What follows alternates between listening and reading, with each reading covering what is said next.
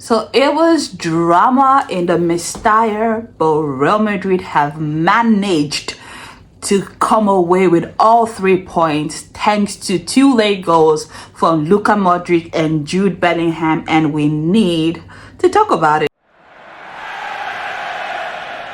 Hi guys, welcome back to my channel. This was an exciting game. It was a dramatic game. It had everything from fouls to red cards to penalties to late dramas like late goals, and it was just the whole nine. Like everything that could happen in a football match happened in this game. And let's just dive into it from the beginning. I did not give Valencia any chance. I have to come out and say that. Why? Because from the start of things, Real Madrid were sitting on second place, 1 point behind Atletico Madrid, 2 points ahead of Barcelona, and ready to take on the first position in La Liga for the first time this season. Meanwhile, Valencia were languishing firmly in relegation and had only won maybe 2 games this season. So on the look of things, it didn't seem to me like they could pose any kind of threat to Real Madrid, and I firmly expected Real Madrid to have their way with them in this match. But that's not how the game worked actually, because instead of Real Madrid having their way with Valencia, it was Valencia who were actually bossing this match for the majority of the game. I said during my live, if you don't follow my lives, you should, because I do be going on live to discuss, for watch alongs and to discuss the game and give my live reactions. But during my live reaction to this game, I think on the 6th minute, I was like, I'm kind of impressed. The way Valencia are setting up in this game, they really are attacking, they were playing. And I guess the difference in Valencia and most other bottom clubs is other teams would have sat back in defense, maybe do a low block, but Valencia actually came out to play. They played very good football. They played very well in attack. They were able to, and they were very deadly. In the first half, they had the deadlier of the chances. There was that strike where the attacker had it into Thibaut Courtois straight on. There was on multiple occasions, Thibaut had to actually stretch to ensure that he keeps the ball out of the back of the net. I said it multiple times that Valencia looked dangerous, and on their own part, Real Madrid were not too bad themselves. They did huff and puff, but in that first half, I did feel like they lacked bite. There wasn't any clear-cut opportunity in the first half for Real Madrid, and I knew that they needed to change that. They were taking a lot of long-range shots, which I guess to the credit of Valencia, it says something that Real Madrid felt more comfortable taking long-range shots than actually driving into the 18 because of how well they were defending those spaces. But I also kept saying in the first half that one of the things that I kept on noticing about Valencia was how reckless they were in the 18. Their hands weren't to themselves. They were just always, flaying all over the place. As a defender, when you're defending, you need to make sure that, especially when the player enters the 18, the recommended, posture is that you have your hands to yourself in a way that it don't unnecessarily brings down a player, and then you consider a penalty. And this is something that I kept on mentioning. Like, I don't like the way they were defending. I don't like the way their hands were not necessarily to themselves. And I always felt that they looked like a team that was going to consider a penalty.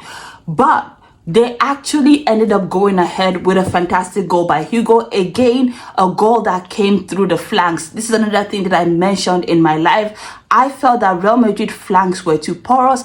Every time that Valencia were attacking, they were always attacking through the flanks, and it was just so easy for them to blow past the wingers, at least in that first half anyway. And it was the same momentum, the same style. They came through the flanks, they had that ball into the 18. Thibaut Courtois tries to parry it away. He does a very good save, but it falls luckily to Hugo, who is just looking and staring at an open net. And of course, it slotted onto the win.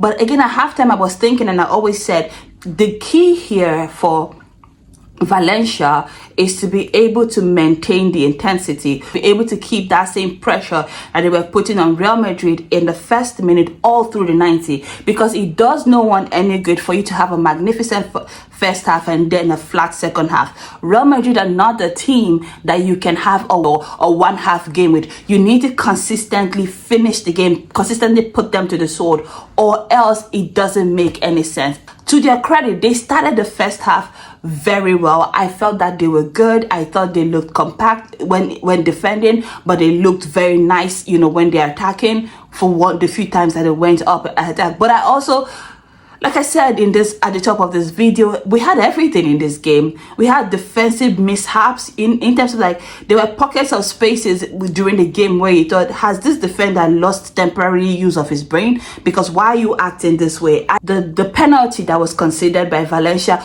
was a self-inflicted wound, in that, you know, they're trying to play out of the back. You know, Real Madrid intercepts the ball and nitpicks the player. Mbappe is played through and goal. And just like I was saying, I don't like the way you guys are, like, you know, always flaying your arms, and you guys have no respect for the 18-yard box. There's a rule in place, and you guys have to know how to defend in the 18. And of course, he sidesteps Mbappe in the 18. He goes down. I would have. Like, I have no qualms with Mbappe for going down there. I would have. You know, he goes down in the 18. The ball is given to Jude Bellingham. And of course, Jude Bellingham has taken many penalties for Real Madrid, and to be fair, he's been their most consistent penalty taker. But today, the penalty, it didn't just, like I said, it was a dramatic game. It didn't go quite to plan, because he had that little hop skip before, you know, hitting the penalty, and then he missed. Yeah, it wasn't even a save from the goalkeeper. It was a miss, a total miss. And at that point, I thought, wait, hold up a minute. Is this a game that Valencia could narrowly win? Because it just seems to me like everything is not necessarily going in Real Madrid's favor. But you know that you cannot count Real Madrid out too soon. It's just what it is. It's unfortunate, but it's just what it is. You should not, under any account of all, be defending a 1-0 lead against Real Madrid. Like, bro, you should try to kill him. That's literally how. Like, did you not learn anything from the Real Madrid Dortmund game? Like, did you not learn anything? But anyway, I digress. As I mentioned, there was also that red card situation to Vini Jr., of which, you know, we're going to be looking out to see what kind of punishment is meted out to Vini Jr. And honestly, for this game, I just felt it was so unnecessary as well. Like, that whole sequence of play, it was so unnecessary. I've always said it, and I said it again in my live. And of course, if you don't follow my page, I do go live for Barcelona and Real Madrid games, and I discuss all things Barcelona, Real Madrid, and even the Prem. If that's something that you're interested in, please stick around, be my friend, be my homie, hit the subscribe button, like, comment, and share this video. But as I was saying, like, during my live reaction to the game, I kept on mentioning that Real Madrid players were distracted in the sense that they were a bit too emotional about everything that was going on in their surroundings, as opposed to paying attention to the game. The emotions were getting the better of them. They were reacting to the crowd. They were reacting to the player. There was like an over-exaggerated reactions, which was getting them yellow cards that were so very unnecessary. And of course, if you follow Real Madrid's games, you know that one of those culprits is Vini Jr. Like, he does need to do a lot of work, in my opinion, in putting together those emotions to make sure that he doesn't react the way that people need him to react. Because clearly in this instance, the goalkeeper he initiated contact, but the difference is Vini Jr. initiated a head contact. In that, there was a sequence of play that just happened. It's finished. Vini Jr. was on the ground. The goalkeeper had the ball. Vini Jr. The goalkeeper taps Vini on the back and pulls him up to try and, you know, get him to, like, let's get on with it or something like that. Vini Jr. pushes the goalkeeper onto head, which the goalkeeper sells the foul as if he was just hit by a truck and slumps, like, you know, and I'm like, and of course it's reviewed by VAR. There was like a little bit of a scuffle here and there. You know, a few people get a yellow card and Vini Jr. gets a red card for that head push, and you might be asking, oh, it's just a touch, but like, it's a concussion risk. It could have been, you know, a concussion right there, you know. So you never mess with people's heads or people's brains. And I know that the only reason he reacted this much or this way to the goalkeeper is because like he's been feeling frustrated throughout the game. And this is something that I would really want Real Madrid people to work on. You cannot be reacting this way in the game. And of course, that meant that Real Madrid were a man down. And at this point, Real Madrid was still losing 1-0. So you would have thought that, okay, they're a man down, they're losing 1-0. Where did the goals come from? The mistake, I would say, was that Valencia thought, Real Madrid are a man down, we have a goal up, we can sit back and defend. They just lacked every bit of urgency. They just lacked every bit of sense. They weren't trying as hard as they were before. They were letting Real Madrid come on them. And this was something that I've said many times during my life. I'm like, for people who are a man down, they look more like the aggressors than the people who are a goal up. And this is not where you want to be if you are a Real Madrid opponent. You always want to be on the attacking end. And that was not what Valencia did. And so, of course, they were going to concede. And this, of course, is thanks to Ancelotti's substitution. Luka Modric comes in, Camavinga comes in, Brahim Diaz comes in, and of course they make an immediate impact. A very worked play between, you know, all the front line, finds Luka Modric through on goal, and he's happily slots it home. This is something that they were not doing all throughout the game before that period. And so this is something like I at that point I was like, oh, okay. So Real Madrid are going to rescue a point out of this game. But then you could see that Valencia suddenly realized, oh, we actually want to win this. And I said during my life multiple times, like, you cannot wait till your opponent, in this case Real Madrid, has scored, and then you suddenly decide you want to score, you want to play. Like, sir, ma'am, you've wasted your opportunities.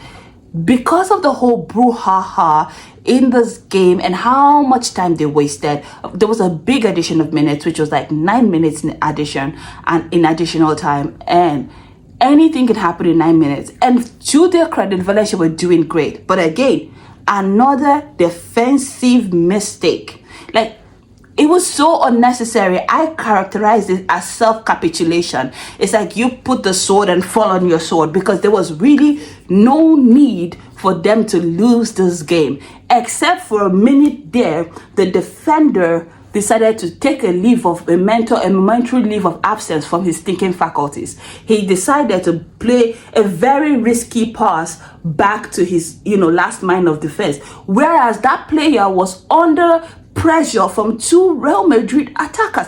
Why would you do that? And of course, that player was trying to play the ball back to his goalkeeper. He's under pressure. It's not even the best and the cleanest of pass to begin with. So he's already under pressure to secure the ball and get it back to the goalkeeper.